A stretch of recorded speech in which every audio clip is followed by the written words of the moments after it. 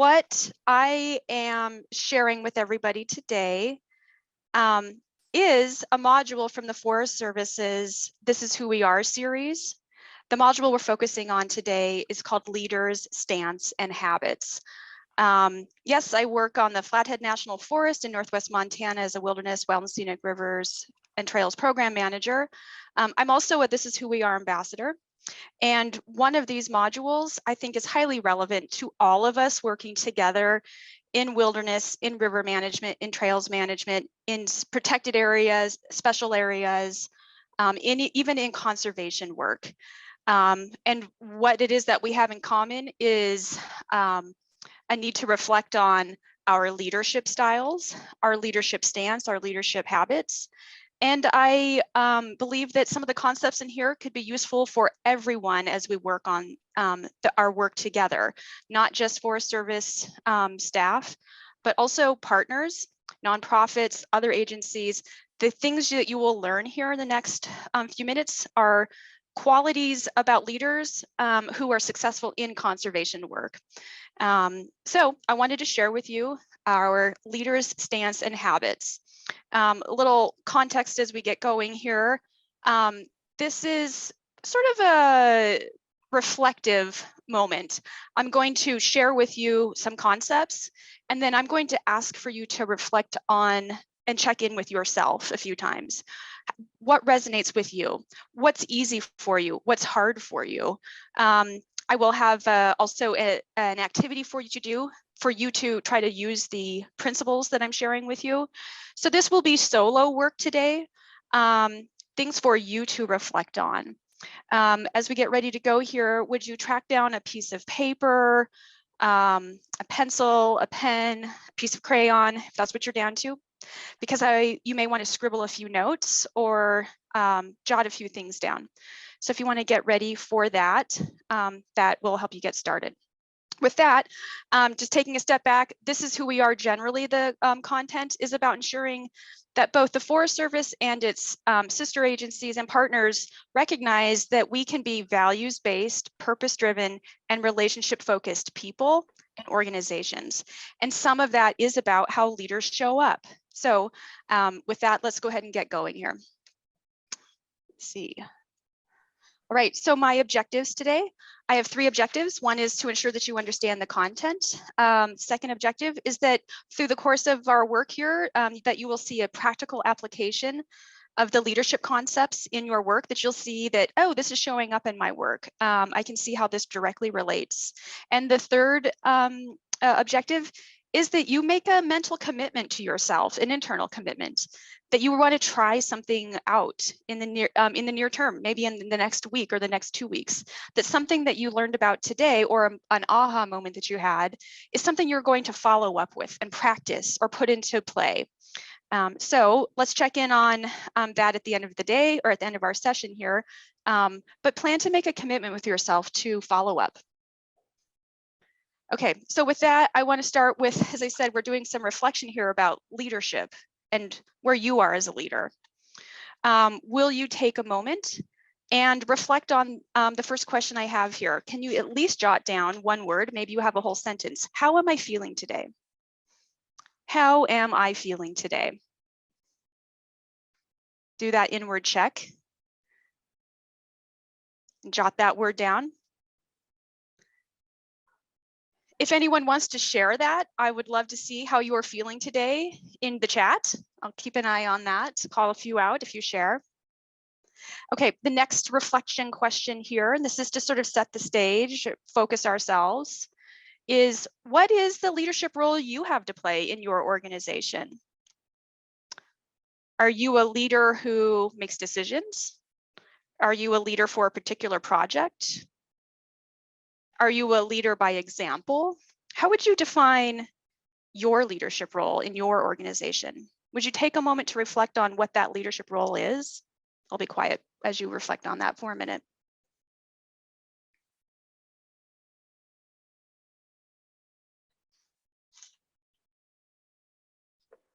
Okay, next reflection question here is, what is a goal? And if you have several, go ahead with that. But what is a goal that you have as a leader?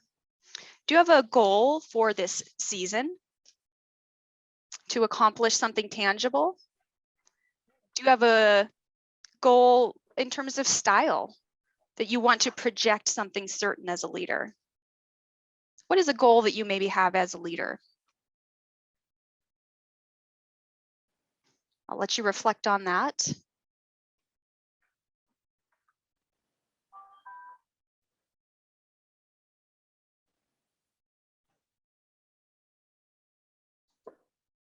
Okay, and the last reflection question is, what is a proud moment that you've had in the last year that centered around leadership?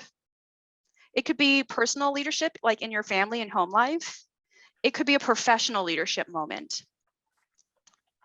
What is a leadership moment in the past year that you're proud of? And this is an important one to take a moment on, because we're going to learn about some principles of leadership, leaders' stance and habits. And I'd like for you to compare that leadership moment that you're proud of and think about what was going on there. Was some of the things I'm going to share with you in motion?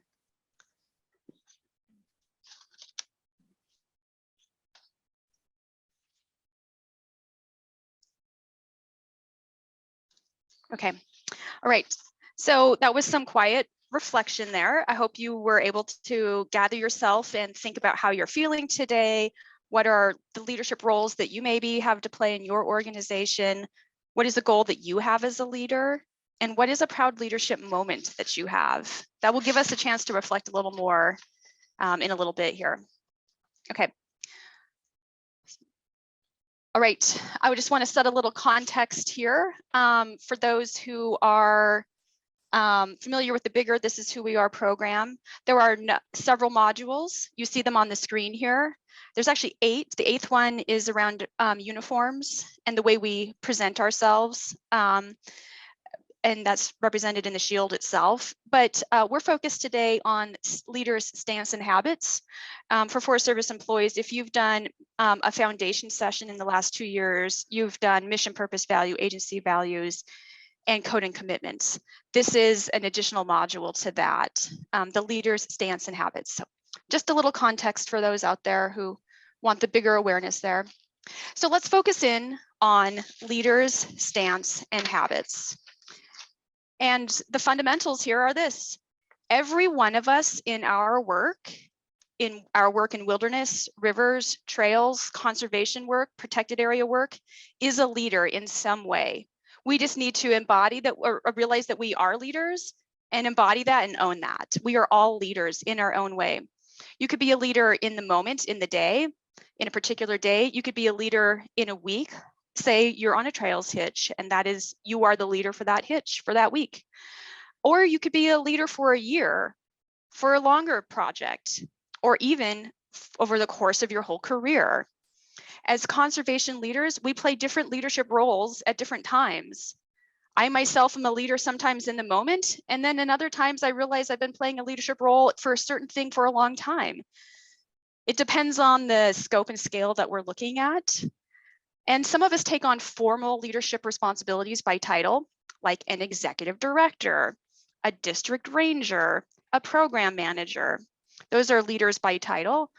But also, some of us are leading in style, we'll say, whether for a specific project. I'm running this project, I'm responsible for this project, or for a particular meeting or a field project. But others may lead, again, in style, by how you set an example, by the strength of your character, and not just by the job title. This is meant to be an empowering message for you to reflect around, that we are all, in fact, leaders when we choose to be and behave in that way. And it's not just those who have titles that are leaders, it's in fact all of us. So with that, that's why I asked you earlier to reflect on what is the leadership role you have to play in your work. I'm hoping this is connecting for you, because I'm hoping that you found something that you realized you were a leader for as you took that moment to reflect. And if you haven't, now you have a further prompt to push you to evaluate how you are a leader in some way. Again, by style, substance, strength of character, example, if nothing else. All right, so these are the fundamentals, and we can be a leader in everything that we do. Next up, I want to share with you what are some of the fundamentals of being a leader in the kind of work that we do together. These are the leader stance and habits. Angie, when you have a minute, could you share the poster that has this content in the chat? Angie's gonna, oh, she's so quick. Angie just shared a poster that this is a reference sheet for you. It's the same content that you see on the slide. If you want to take away, you can download this and print it. It prints, I believe, 11 by 17. And I have it in my workspace. I can't memorize all of this content. I keep it around so that I visually have it available to me. And I check in on it every now and then. When I'm, say, a little stumped with the leadership challenge that I have, or I feel I have the space to reflect internally on where I am as a leader, I take a moment and I visually use this resource. So I wanted to make sure you all had that too for your future use. So you can follow along with the poster, or you can follow along with what I have to share here on the screen. The content is the same. And we're going to study these things in detail here in a minute, but I want to take a step back and sort of discuss what is a stance, what is a habit, okay? For me, the way I understand this, what makes sense to me is that a leader's stance, which is the things that are on the left side of the screen, the leader stance, that's the things that are in your bones, so to speak. It's the way you always are if you choose to be that way. It's what you always have with you. You bring into the room, you bring it to the project, you bring to your work. These are things that you are able to have with you at all times. And it sort of defines who you are as a leader. These things are through you and with you at all times. These are leaders' stance. It's what holds you upright in a sense. On the right-hand side of the screen is leaders' habits. Again, we'll unpack these in a minute here, but I view habits as sort of the muscles that are around your bones, okay? You flex and you use these things, these habits when needed. You know you can tap into communicating the big why when it's needed. You know you can work on finding the missing middle when the time is right for that. Muscles are things that you need to practice and work, have the habit of using them, but you don't need them at all times. You use them when the circumstances are needed. So just taking a step back there, I see leader stance and habits as a combination of things that we as leaders can have with us at all times and always bring with us, and also things that we can deploy and use and flex on when the timing is right. So let's go ahead and start diving into the meat of these a little bit, okay? Let's check in on stance, leader's stance.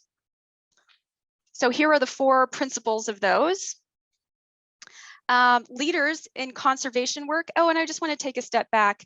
Some of this stuff, these concepts, they were derived through organizational studies of people working in conservation work, people who've been successful in this kind of work, and also checking in on the history of conservation leaders. I can provide an attachment later on. Some of this stuff is originated from Gifford Pinchot's maxims, first chief of the Forest Service, and some of his concepts at the turn of the century around what leadership looked like. This is our modern version of that. What makes sense to us now in the 2022. Anyways, leader stance, let's check in on these. In a minute here, I'm going to ask for you to do a poll on which of these ones resonates with you the most, which one interests you the most. So as I review these, consider that, which one interests you the most. All right, first here is a leader in conservation will steward the whole place, that they will recognize that the whole is more than the sum of its parts and that the higher purpose of the organization can transcend any one part of a program.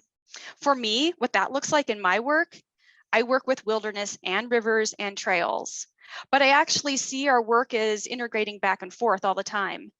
I work with a lot of field staff, and so we cross-train so that we can pull someone from the river crew to go support the trail crew, or the trail crew goes to support the wilderness rangers. We're stronger, the wilderness is better, the river is better, and the trails program is better for us being looked at as a whole program together, not discrete things that never talk to each other. I wonder what stewarding the whole looks like for you. And next one up here is seeing opportunity. A leader in conservation will be looking for opportunities in everything and imagining what an organization, a conservation organization can be and what it can do, and recognizing that the experiences and relationships that we create, that we work on, are as important as what we accomplish. I think Wilderness Skills Institute is an example of that. Much is being accomplished here, but it's also about sustaining relationships together too, isn't it? Okay, next principle for a leader to have as a stance, to have with them at all times, is sharing leadership. This is about striving to strike a balance between exhibiting courageous leadership and listening for where and how to grow others and invite them in to be a part of your organization and follow their lead. Sharing leadership for me right now, we're onboarding many new employees, both temporary and even permanent employees. I've been used to doing a lot of this work myself, and as I'm a part of a growing organization, I'm thinking on how I share leadership and empower others to step up and have the responsibility and joy of being leading from where they are. Okay, last one here is building community. That's another leader stance. And we can build community as leaders by being inclusive, welcoming new voices and diverse perspectives into a conversation, and create an environment where everyone feels cared for and is treated equitably and is valued for their contributions. All right, so I would like to do a poll on which of these is resonating with you the most. That's not necessarily which one you're the best at, but which one are you most interested in? Okay, I will narrate a little bit here as I start to see some responses come in. I see, well, first of all, the tallies are all over the place. I don't think you all can see it, but I will share that building community came out strong to begin with.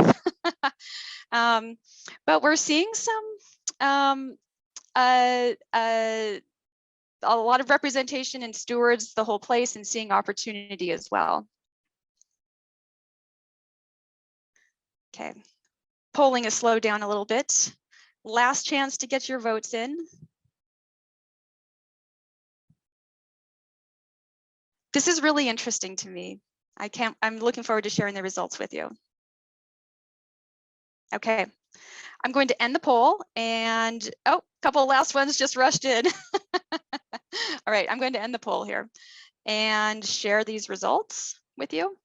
All right, so actually I think we had a pretty wide distribution, pretty equal. We actually literally tied for stewards the whole place and sees opportunity, and just barely leading ahead was builds community, and shares leadership came in a little after.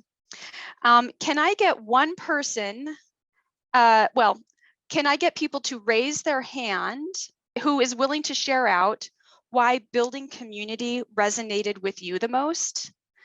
I would like to ask you to share why that one resonated with you the most. And Angie, I'm not sure I'm going to be able to see raised hands. Oh, there I can. I'd like to have somebody raise their hand who chose builds community.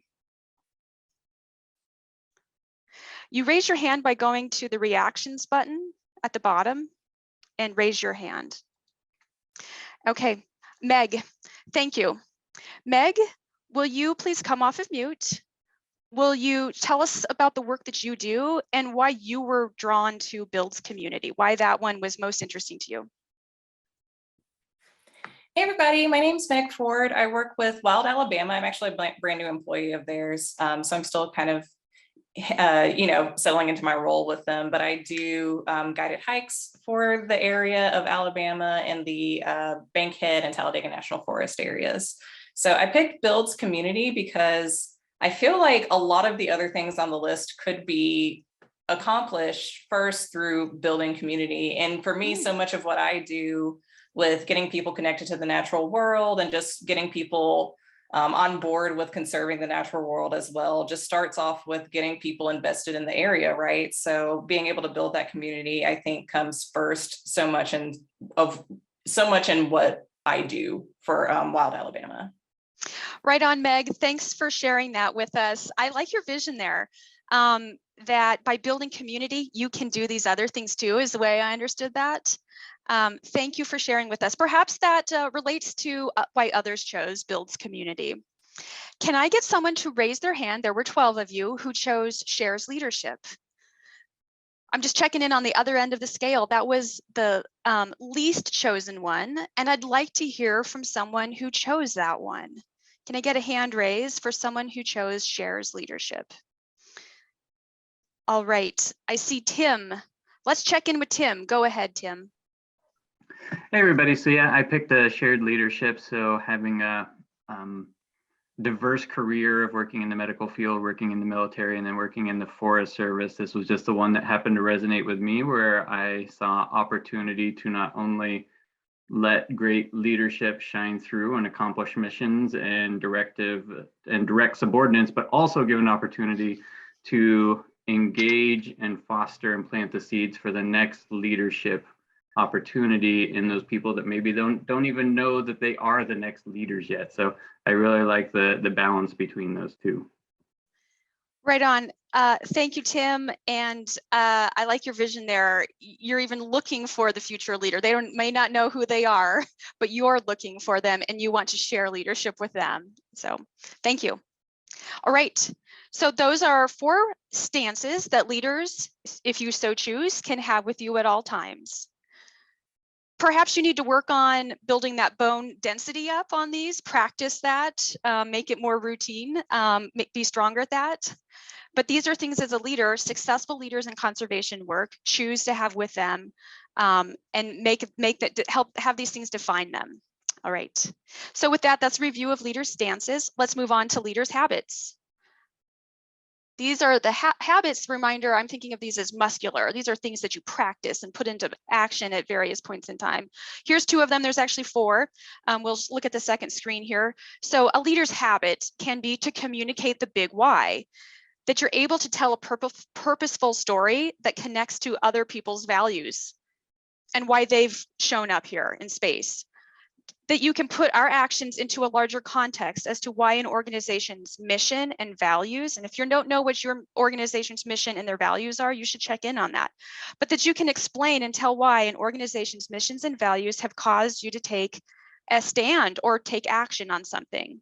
In other words, that you're able to convey with context, transparency, why you're doing something. This is the big why.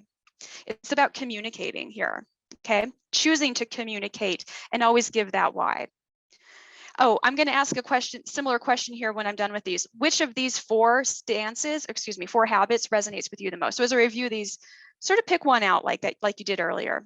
Next one up is finding the missing middle. A habit of a leader can be that you have habitually go and seek out new people to talk to and ask them what's missing, what more information needs to be shared here in order to obtain fresh perspectives. That you're able to learn what others know and get beyond a polarized, limited conversation. That you're able to reach out and serve more of our public will create opportunities for solutions that draw more people into conservation. I started to say conversation, but I think this is actually dual purpose. Could be conversation, could be conservation. All right. So just bookmark communicating the big why and finding the missing middle as a potential habit or as a habit. Okay, next up here is the remaining 2. A habit can be to nurture the relationship loop. This is an infinity sign. It keeps circling and cycling. That you have a habit of investing in relationships, that you both in getting the work done, but also in how that it gets done in a way that improves people's lives and the resource. That you get to know people, their values, their history, their needs. And that is a core approach in how you shape your program and work. And then this last leader's habit is explore, interconnect, and express. And it's a circle, so it's meant to be iterative too, similar to how nurturing the relationship loop is. A habit in this case is being a curious listener, someone who will begin a dialogue rather than telling people what they think. They're listening and exploring. They explore what matters to people and communities that you seek to engage with. And then you help people interconnect, make the connections to put the puzzle together, and that you share that. Okay. So that's the review for leaders' habits. I'm going to pull up the sort of summary slide here. I would like to do that another poll on this one. Which of these is resonating with you the most? Which of these are you most sort of drawn to and intrigued by? I will share as you think about it. I would vote myself for finds the missing middle, because I don't think I do that very well. I think I struggle with this one a little bit. I kind of get rushed, and I think I know the whole story. And I probably could build a stronger habit to do a better job of finding the missing middle. So that's what resonates with me right now, because I want to do better with this one as a habit.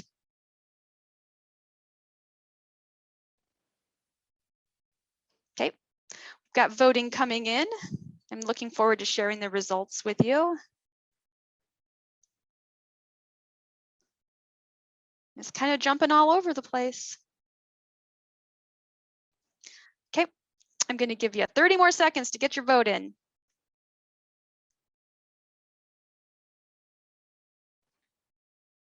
Okay, looks pretty stable. I'm going to share those results. 74 of you voted. All right, there you go. Those are the results. I think we're spread out a little more than we were with the stances, okay? And what it looks like is the greater number of people were drawn to explores, interconnects, and expresses. Would somebody raise your hand who chose that one? I would love to hear from you about your work and why this one was intriguing to you. I'll stand by for a hand raise. Why explores, interconnects, and expresses is important to you in the work that you do.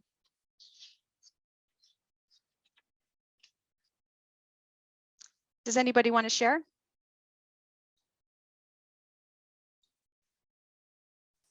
Okay, well, I'll pass if no one's ready to share. I want to check in on communicates the big why.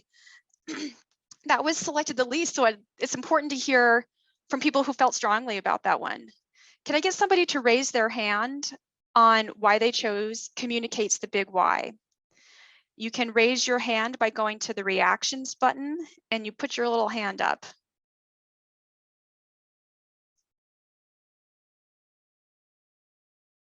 Okay. All right, let's check in with Rachel. Rachel, will you share with us why communicates the big why was important to you? Thank you. And can you tell us about your work too? Sure. I supervise a wilderness crew on Mount Hood, and I think they're all those items are important, but that one's easy for me because I'm somebody who needs the why in order to do, you know, the many hoops that happen working for the government. It just helps me to power through and to keep a strong work ethic when I know why I'm doing what I'm doing. So I just naturally try to communicate that to my crew. Oh, right on, Rachel. Thanks for sharing. So it resonates with you. What I heard you say is because the big why is important to you. It helps you feel motivated and context in your work. And because it's important to you, you realize it has a place and a value and may be important to others. So you practice that. So it's resonating with you coming in and going out. All right. Thank you, Rachel. Thanks for sharing with us about your vision for that. Okay. All right. What I want to do here is a little self-assessment for you. This is a reflection moment for you. Angie, can you please put in worksheet, I believe it's 5B, or excuse me, 5A, sorry, 5A. The screen even says that. This is a self-assessment. If you don't download the worksheet, you're just fine. You're just fine. You don't even need it. It's just an optional there. If you just draw write on your piece of paper that I asked you to get out earlier, which stance and habits come easy for you and which stance and habits are challenging for you, okay? So this is a self-assessment moment. I'm going to put up the reminder of what those stances and habits are, but the point being is I'd like to see, or I'd like to have you do an assessment on what's easy and what's challenging for you. Okay, there's the reminder of what the content is, and I'll be quiet here in a minute so that you can do a self-assessment. What's easy and what's hard. I'll give you a few minutes here. All right, so now that you've done that self-assessment, I was going to do another poll. Let's check in on the hard stuff. Maybe what you have more work to do. Like I said, stances are about maybe the bones. Where do you need to do a little more work to build some bone density on? And for those habits, where could you use some stronger muscles? So I'm going to just ask, and ask for you to see what we have in common with each other. So I believe, let me check my notes here. Yes, I want to choose this one. Which of these stances here are a challenge for you? We'll see what we have in common together.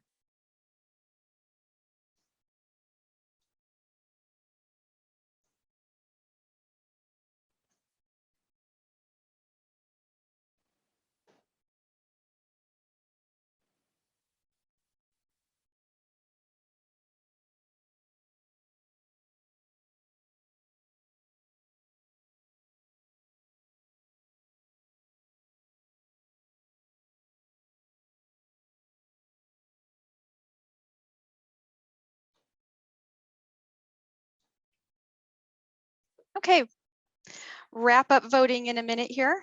Well, less than a minute. I'm going to give you 15 seconds. Okay, I'm going to end the polling here. Okay, I'm going to share those results. So this is what, as a group, we've identified is challenging for us. Stewarding the whole place. Oh, excuse me. Looks like sharing leadership is the hardest. Oh, that's interesting. Perhaps it's because you have a lot of ownership in the program and it's hard to share because you're very committed to the results. Maybe that's why you might do a little reflecting on why sharing leadership is hard. Maybe you don't have the resources to share leadership. That can be an obstacle too. I'm wondering if someone who chose shares leadership is willing to be vulnerable and raise your hand and share with us why that's a challenge for you.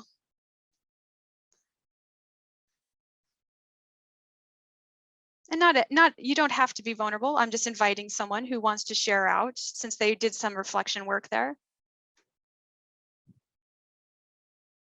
All right. No one wants to share? Okay. So with that, let's do a check-in on what's challenging in the habits world. I'm going to share this poll here. Which one did you find a challenge for yourself?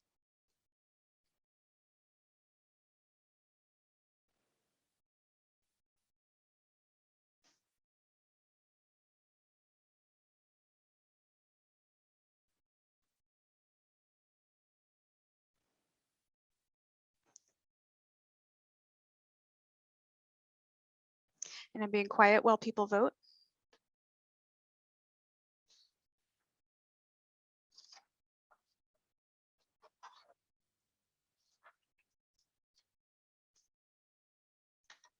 Okay, 15 more seconds for your vote.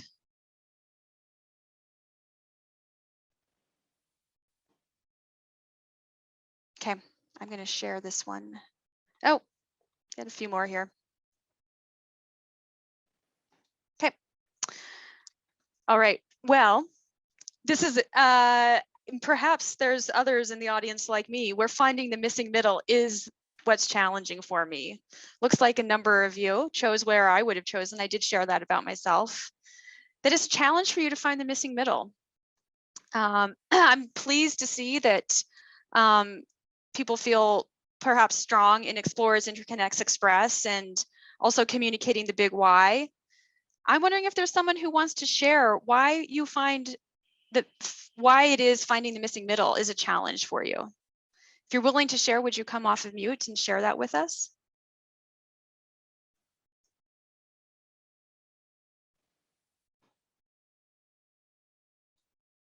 All right. Well, maybe that reflection is good inward for you. Okay. So it's useful to ask people to identify what's a challenge because perhaps you can make a plan and intention to work on that. As I said, want to try to work harder on finding the missing middle and make that a stronger habit in myself. Okay, let's go ahead here. Angie, could you please drop in worksheet 5B? We have another reflection activity for you. As I said, these are a series of reflection activities. 5B, if you want to download it, you can use it. But if you want to just use a piece of paper, blank piece of paper, you can use that too. Here are the particular questions. I'm going to give you a scenario here in a minute. Try to make a real life-ish scenario for everybody. And the question is what stances would you use in that scenario, and what habits would you use in that scenario, okay? And if you use those, what could be the potential outcome in that situation? All right, so it's a little hard here because there's a very broad audience for me to have a scenario that works perfectly for everybody. So I'm going to try to make it a little generic. Will you fill in the blanks? Kip, if you're not seeing the worksheets, they are in the chat. Perhaps you look a little higher up, but you don't need the worksheet to do this activity. I'll narrate this for you. So here's the sort of generic scenario, and you find a way to make it connect perfectly with your work, all right? So you and the people you work closely with, your crewmates, your colleagues, have gathered to work for the day. And you have a lot of work planned for this day. It's reasonable to get it all done, but you've got to work very hard because you're on a timeline. And you have traveled or gathered at that workplace. So I'm being generic here. If you're a wilderness ranger, think about it in a wilderness ranger context. If you're a trails person, think about it in a trails context. If you are in visitor services, think about it in visitor services context. That you have a lot of work planned for the day, you have some colleagues with you, and you have a plan for getting your difficult work done together. All right.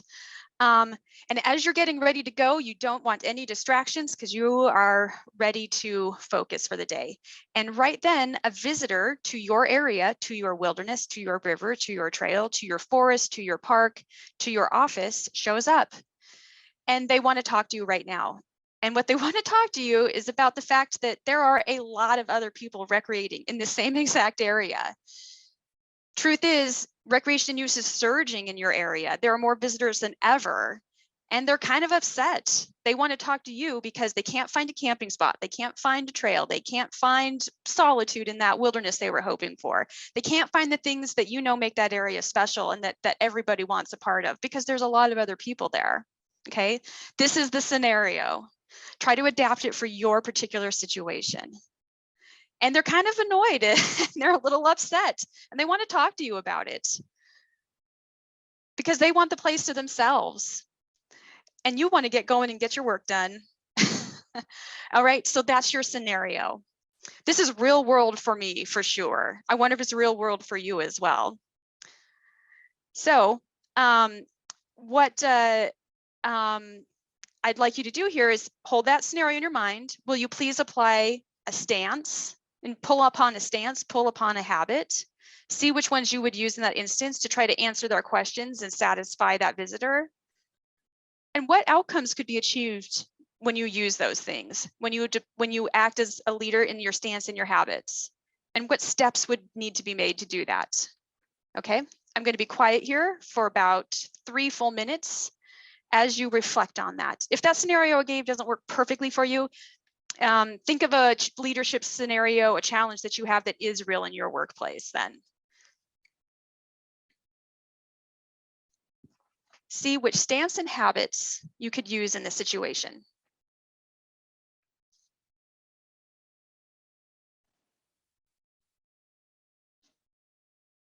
Okay. 1 more minute for reflection on your challenging leadership scenario and how you can pull upon leaders' stance and habits to guide you through that. Point of this activity is to give you a chance to sort of envision what it would be like to take a moment and think, I'll use this stance, I'll use this habit now.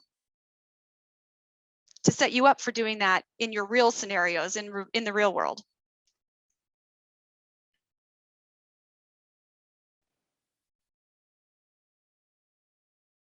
Okay. Again, I'm going to move us on here in a second. In fact, I'll move it on right now. As a summary here, hopefully that sort of practice session maybe gave you a little bit of a vision on using leader stance and habits. So focusing on a little wrap up here, leader stance and habits, which you see on the screen before you. These are a series of concepts that are time tested in conservation work. We're using them in the Forest Service. They may be useful also for our partners and our sister agencies and those working with us to do the important work that we do. that leaders in conservation have these stances and these habits, that they look to steward the whole place, see opportunities, share leadership, and builds community. What that looks like for you depends on the type of leader you are in that moment. It's scalable, and you can be all of these things. And the habits that you can pull upon, the things that you can flex on when the time is right, communicating the big why, finding the missing middle, nurturing the relationship loop, and committing to explore, interconnect, and express. These are things you can pull upon to help guide you and support you being a leader. Okay. We've actually have a number of leadership topics today, tomorrow, and Thursday for this year's Wilderness Skills Institute, National Wilderness Skills Institute. You're going to see this common theme, I believe, of leadership.